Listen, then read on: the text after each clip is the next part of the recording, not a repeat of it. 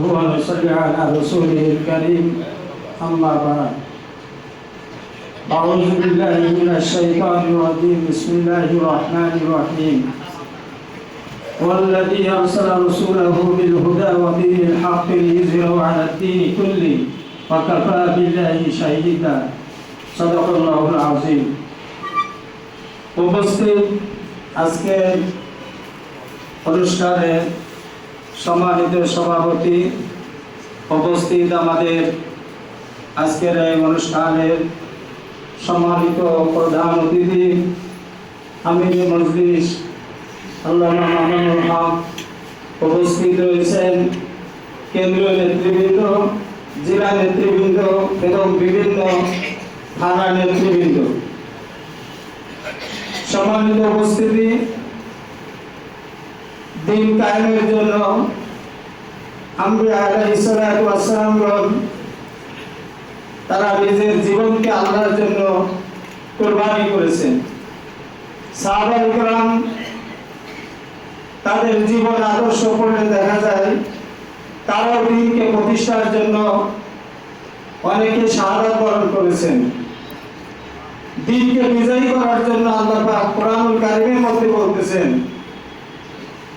যে বিশ্বনবী মুহাম্মদ রাসূলুল্লাহ সাল্লাল্লাহু আলাইহি সাল্লামকে দুনিয়ায় প্রেরণের উদ্দেশ্য হলো সমস্ত ধর্মের উপরে ইসলামকে বিজয়ী করা।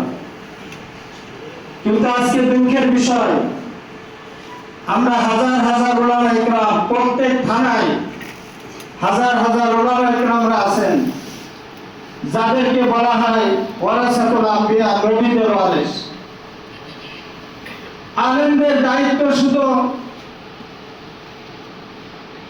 দর্শ দেওয়া না, আলেমদের উদ্দেশ্য শুধু মসজিদের ইমামতি করা নয়, আলেমদের উদ্দেশ্য শুধু নিজেকে বাঁচানোর জন্য নয়। যদি উদ্দেশ্য হতো তাহলে রাসূল করিম সাল্লাল্লাহু আলাইহি ওয়াসাল্লাম তিনি দর্শ দিয়েছেন, আবার তিনি মসজিদের ইমামতি করেছেন, আবার জিহাদের ময়দানে তিনি নেতৃত্ব দিয়েছেন, আবার শত্রুর মোকাবেলায় তিনি দৃঢ় ছিলেন। আজকে আমরা নিজেদের বাঁচাতে চাচ্ছি যে রাজনীতি করলে ক্ষতি হতে পারে, এই মন মানসিকতা যাদের মধ্যে আছে কিয়ামতের দিন তাদের হিসাব দিতে হবে। আজকে আমরা মুসলমান ইমানদার, আজকে আমরা আলেম হয়েছি, অথচ মাঠকে ফাঁকা করে রেখেছি। আজকে জালেম, মুরতাদ, খুদাদ্রোহী, নবীদ্রোহীরা আজকে মাঠে আস্ফালন ঘটাচ্ছে, নবীর বিরুদ্ধে কথা বলতেছে, আল্লাহর বিরুদ্ধে কথা বলতেছে। আজকে আমরা যদি সোচ্চার না হই, আজকে আমরা যদি আমাদের দায়িত্ব পালন না করি, কিয়ামতের দিন আমাদের জবাবদিহিতা করা লাগবে। রাসূলুল্লাহ সাল্লাল্লাহু আলাইহি ওয়াসাল্লাম যেমন ইমাম ছিলেন, আবার তিনি রাসূল ছিলেন, ঠিক কি না? আম্বিয়া আলাইহিস সালাতু ওয়াস সালাম তিনি যেমন একজন রাষ্ট্রীয় প্রধান ছিলেন, আবার নবীও ছিলেন। আমাদের নেতা মামুনুল হক তিনি ইমাম, আবার তিনি আলেম, ঠিক কি না?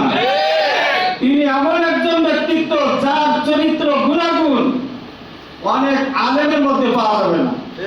আমি ওনার জীবনী পড়ে দেখলাম, উনি একজন হাফেজ, উনি একজন আলেম, উনি একজন মুহাদ্দিস, উনি একজন শাইখুল হাদিস, উনি একজন লেকচারার, উনি অর্থনীতিতে মাস্টার্স, অনার্স মাস্টার্স কমপ্লিট করেছেন। তিনি খণ্ডকালীন একজন প্রফেসর, তিনি রাজপথের একজন সৈনিক। আজকে এই গুণাগুণ কিন্তু সবার মধ্যে পাওয়া যায় না, কিন্তু আলেমদের মধ্যে এই গুণাগুণ থাকার দরকার। আজকে যদি এই গুণাগুণ সমস্ত আলেমের মধ্যে থাকে, এই বাংলাদেশের মাটিতে কোনো কুলাঙ্গার নবীর বিরুদ্ধে, ইসলামের বিরুদ্ধে কোন রকম অপপ্রচার ছড়ানোর মতো সুযোগ পাবে না। এজন্য আসুন,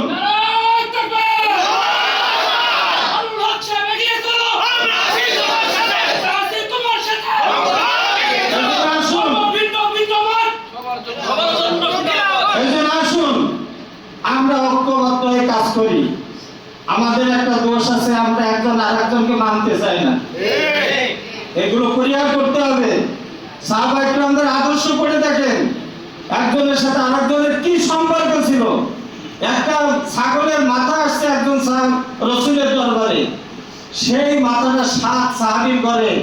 আপনারা তো বলেন, আমরা হাদিসে বিভিন্ন ওয়াজ নসিহতে আমরা শুনেছি, কি বলেন, একে অপরকে প্রাধান্য দিতেন।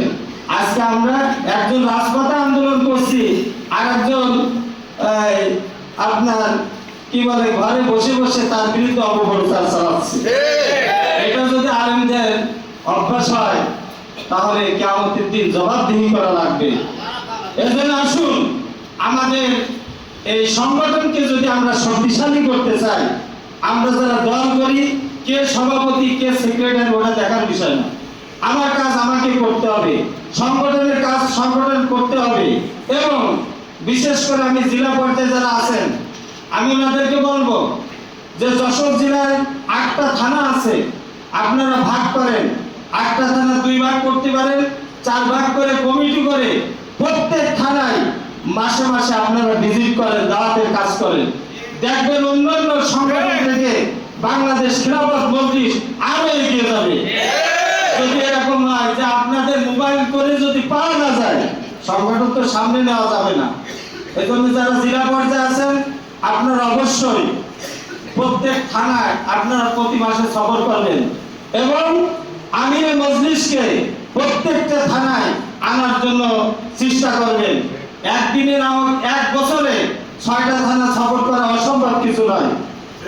হয়তো খুলনা আসছে, আপনি একটা প্রোগ্রাম ওখান থেকে মনিরামপুর দিলেন অথবা সারসায় দিলেন। এইভাবে যদি প্রত্যেকটা থানায় ওনার সফর হয়, তাহলে আমার মনে হয় বাংলাদেশ খিলাফত মজলিস এই যশোর জেলায় দ্বিগুণ ভাবে সংগঠনের কাজ বৃদ্ধি পাবে। আপনাদের কাছে দোয়া চাই। আমি অসুস্থ, আমার প্রায় 1 সপ্তাহ ধরে জ্বর।